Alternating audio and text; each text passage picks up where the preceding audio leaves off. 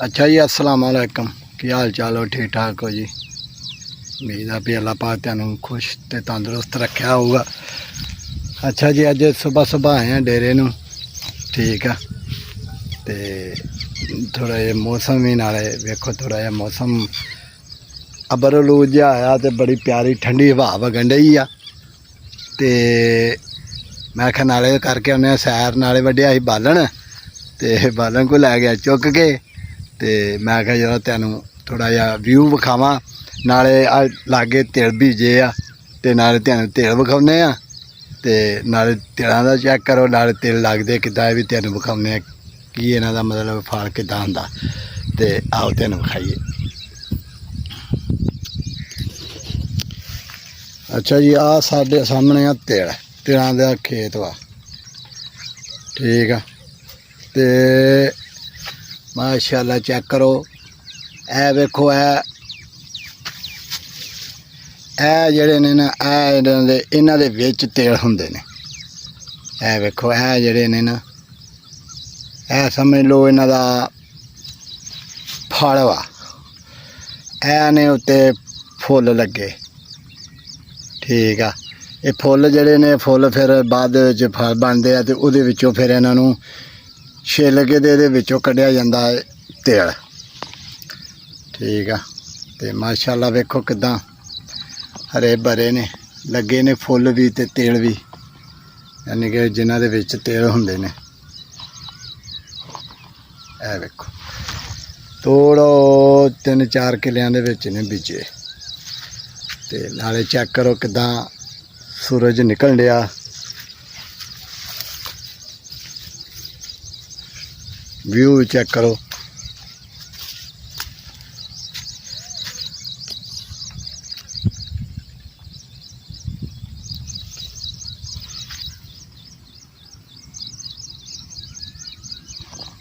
सुबह सुबह उठ के सैर करना, तो खास करके पिंडां दे विच एक अपना ही नज़ारा, मज़ा अपना पूरा मज़ा है। फुल हवा ठंडी ठंडी हल्की हल्की वगन डई आ, ते एक बहुत ही प्यारा ते सीन बनया। ठीक है,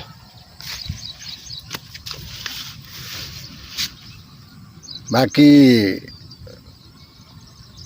ए वेखो तुसी, कुछ लग रहे ने, कुछ लगे ने।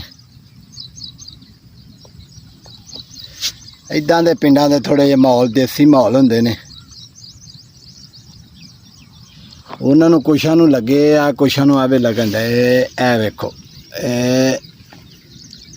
ए वेखो, ए तैयार हो रहे ने। ये फिर मुड़ के हौली हौली इन्हां दी रंगन जी आ गोल्डन कलर की हो जानी आ, तो मुड़ के फिर इन्हों भावें मशीन थानी, भावें कुट के, जिदा कि यदा देला मशीन थानी हुण तो ज़्यादा थ्रैशर के विचों दी कढ़दे ने। ठीक आ, ए वेखो फुल भी लगे ने। ये आहिस्ता आहिस्ता सारे परोचे जाने ने बूटे।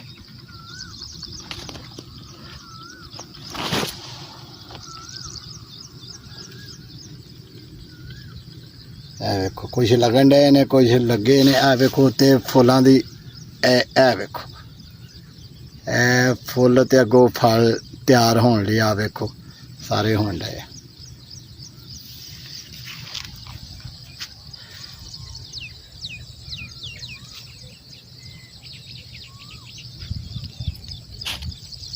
बाकी भाई जी यही सारा कुदरती है, सब कुछ फितरत दा, पिंडा दा यही। ते एक है भी, एक ते आब हवा जी हवा वा तैनूं वो खालस मिलेगी। दूसरी जी फसल आ वो भी एक खालस, मसनूई कोई चीज़ नहीं, सब कुदरती ते फितरत दे नाल रलियां होईयां ने। ते बड़ा प्यारा मौसम आ। और पिछे मेरे तैनूं दिस रहा भी सूरज भी निकल दिया। ठीक आ, ते वीडियो चंगी लगे तो लाइक तो शेयर करो, चैनल नूं सबसक्राइब करो, वीर नूं दुआवां याद रखो। अल्लाह हाफिज़।